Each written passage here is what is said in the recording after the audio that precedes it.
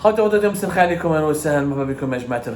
que vous allez bien et j'espère, comme je l'ai dit tout à l'heure lors de la première émission de cette journée du 20 avril 2023, que vous passez une agréable fin du mois du Ramadan et que tout se passe bien pour vous. Et espérons que la demain l'Aïd,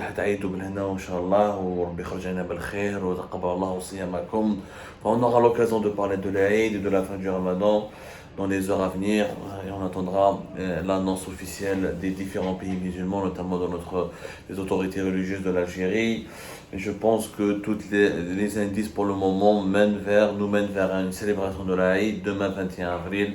Inch'Allah, nous avons commencé cette journée par parler quand même de la situation économique et des indicateurs, parce que le mois de Ramadan, les indicateurs au rouge, les indicateurs inquiétants et alarmants de notre chère Algérie, parce que ce mois du Ramadan a été finalement le mois de l'économie.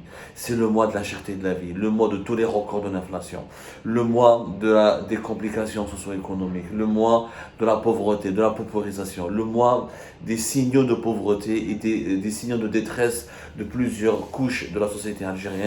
Nous avons vu, et au moment où le pays était censé être riche, être fort grâce à une année 2022 exceptionnelle au niveau des exportations des hydrocarbures, grâce à des cours mondiaux du pétrole et du gaz qui ont battu tous les records, et bien l'Algérie en 2023, au Ramadan 2023, nous avons découvert une Algérie fragile, fragilisée par la crise économique, marquée par la pauvreté, la paupérisation de la population, où les produits alimentaires de première nécessité qui étaient naguère, qu'on pouvait naguère jeter dans les rues, aujourd'hui sont devenus, malheureusement au cours de ce mois de Ramadan 2023, nous l'avons bien vu, des produits de luxe inaccessibles pour une très bonne partie des Algériennes et des Algériens. Et, comme dans la première émission, les prix du pétrole sont en train de dégringoler. On est à moins de $85, moins de $80.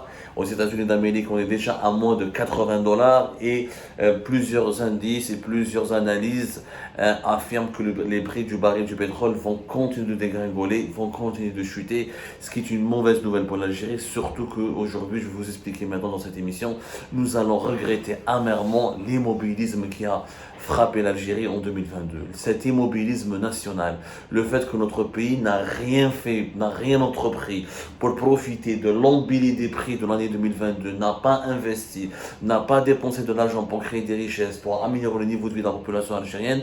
Nous avons dilapidé notre argent en finançant des salaires des fonctionnaires, en augmentant le budget de la présidence, de l'armée, en augmentant les dépenses de l'État, mais nous n'avons pas fait des investissements importants, notamment en économie, en production industrielle, en développement économique, ou technologique, et nous allons le regretter amèrement parce que les prix du pétrole à $100, ça ne sera plus possible visiblement. D'ici 2024 jusqu'à 2025, les prix du pétrole vont continuer de chuter. Pourquoi?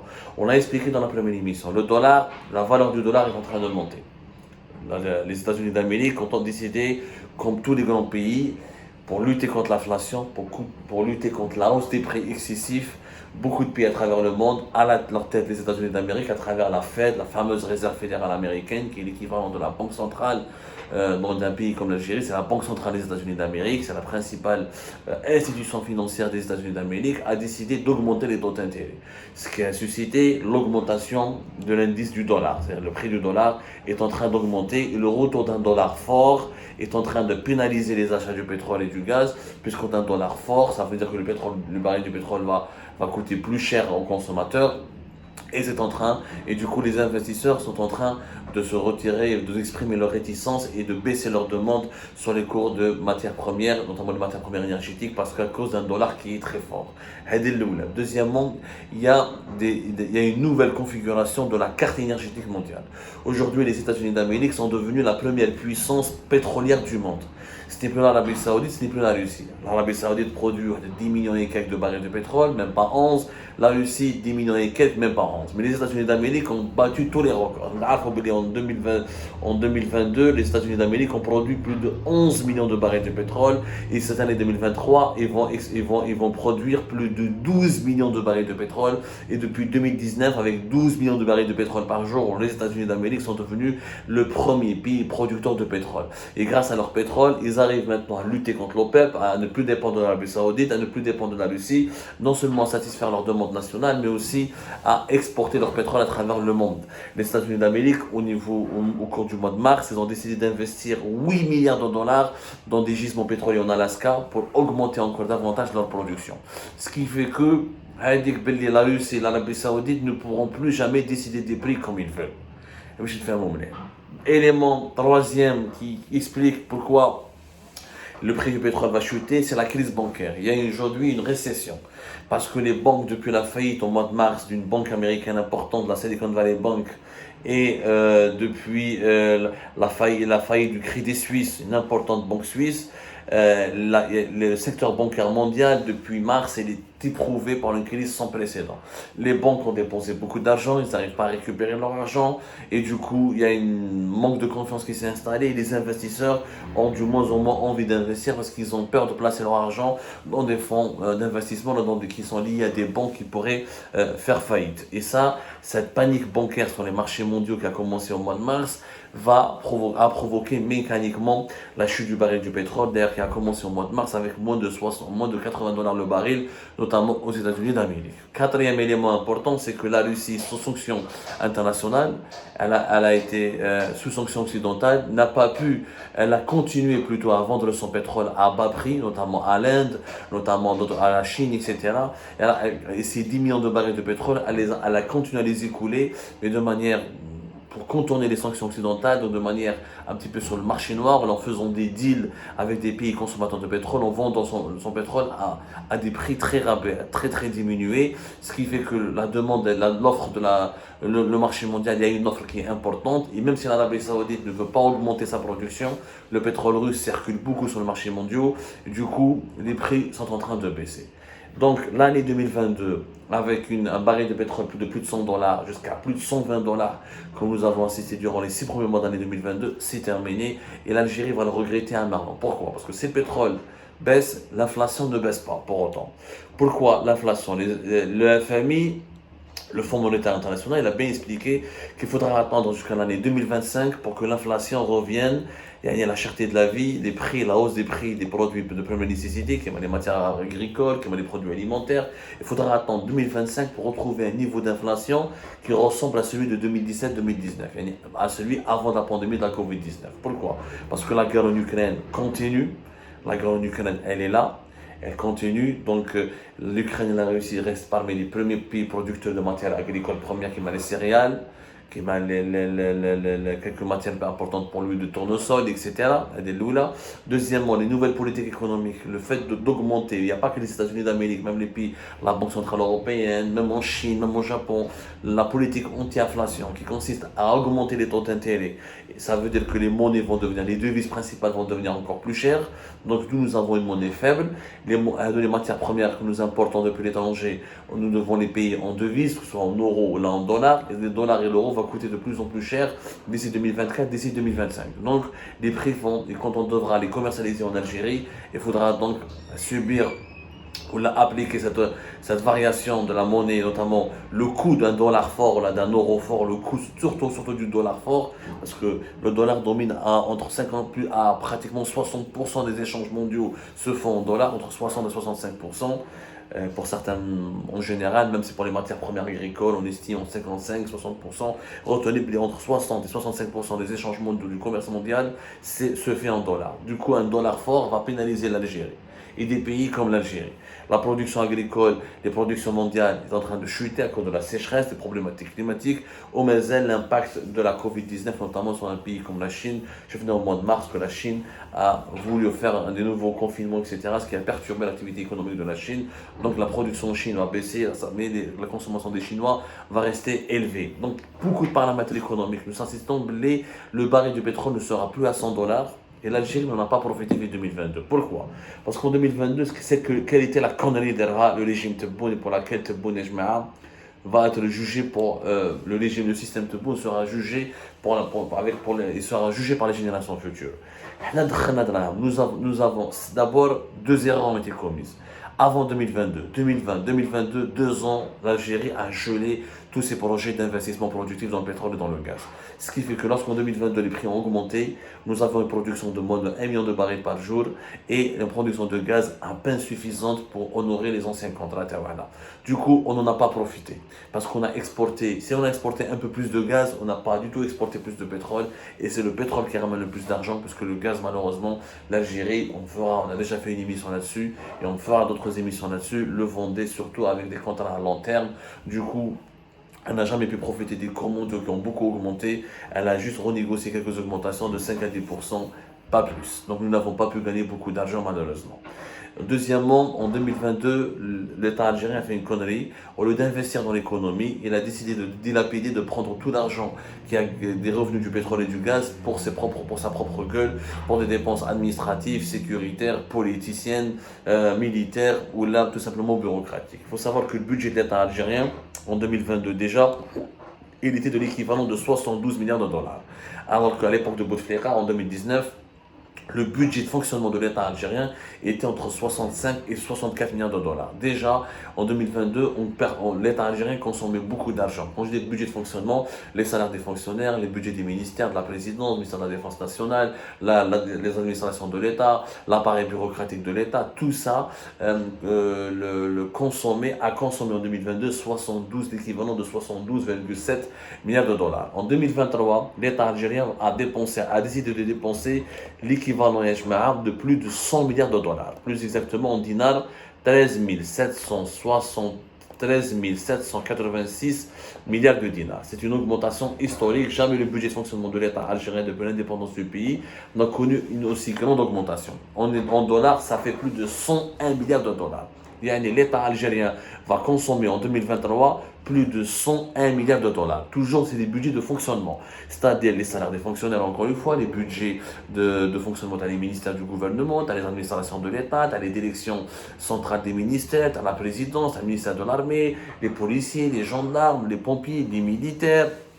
Tout ça, c'est pas des investissements économiques. Ça, c'est ce que l'État va bouffer, va consommer comme argent pour juste qu'il puisse fonctionner. Or, déjà, l'État algérien est défaillant, les services publics sont défaillants, la santé est dans une situation catastrophique, l'éducation elle est de pire qualité. Et malgré ça, l'État algérien va dépenser, déjà, elle a commencé à dépenser pour terminer l'année 2023 à plus de 100 milliards de dollars. Alors qu'en 2022, nous avons dépensé 72 milliards de dollars. Tout cet argent, un argent fou.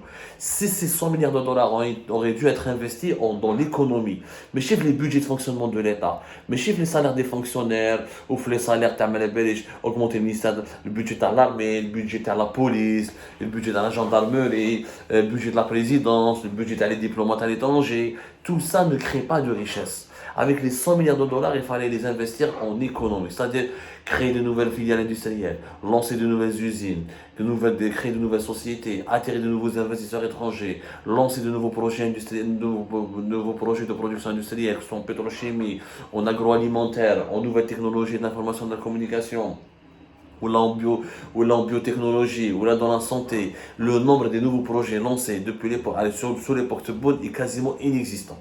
Il y a encore une fois, le projet de phosphate, zéro. Ou là le projet le fer, zéro, il a été lancé. Aucun apport, ما كاين ما داروا des rails, ما داروا des nouvelles routes, ما كاين وين راهم les projets industriels qui ont été promis à l'époque de Tebboune. Zéro, nada. Il y a eu quelques inaugurations symboliques, en 2022, mais avec un apport pour l'industrie nationale qui est totalement faible. Ni de nouvelles usines de montage de véhicules. Un seul projet nouveau, c'est le projet d'Afiat qui devrait commencer en été 2023. Mais 2020-2023, où est-ce et est-ce que ce projet Fiat est ambitieux? Les investisseurs étrangers, l'investissement privé, les crédits au secteur privé sont en train de chuter. Le nombre des entreprises privées qui ferment et qui sont en grande difficulté, ou là qui ont été obligées, ou la contrainte de licencier des employés depuis 2020, depuis le début de la crise sanitaire de la Covid-19, a battu tous les records. Il y a une paralysie comme projet. Même les projets tous les anciens projets de Bouteflika ont été repris. Mais le projet le grand pot à Cherchel, les projets les Les nouveaux hôpitaux, qui un seul projet à l'hôpital qatari avec les Allemands qui a été lancé officiellement, ou c'est un vieux projet à l'époque d'Abouteflika, et nous n'avons pas vu le taux d'avancement. Les logements, c'est des anciens projets d'Abouteflika. L'État n'investit pas en économie. Alors que l'État aurait dû, avec autant d'argent, avec les 100 milliards, qu'est-ce qu'il aurait fallu faire? Construire de nouvelles autoroutes, construire de nouvelles villes. Quand l'État lance des projets, il donne des marchés aux entreprises étrangères et nationales. Les peu de projets qui ont été relancés dans le BTP, on les a tous donnés à des entreprises turques. Où les Turcs ils donnent des miettes aux entreprises algériennes. Il fallait lancer des grands projets, mais associer les étrangers aux partenaires algériens. Et surtout, pas que dans le BTP, il fallait se lancer dans l'industrie. Il fallait convaincre de nouveaux constructeurs d'automobiles de revenir en Algérie, pas uniquement Fiat. Il fallait lancer le grand projet d'HLGL. Il fallait exploiter de nouvelles réserves de pétrole et de gaz. Et surtout développer l'industrie pétrochimique. Parce que on exporte beaucoup de pétrole brut et de gaz brut. Alors, on exporte beaucoup plus des produits des produits pétrochimiques, voilà, des produits issus de la transformation industrielle du pétrole et du gaz, nous gagnerons encore plus d'argent. Voilà le projet Total, le polypropylène, une matière plastique importante fait LSG, Marrakech.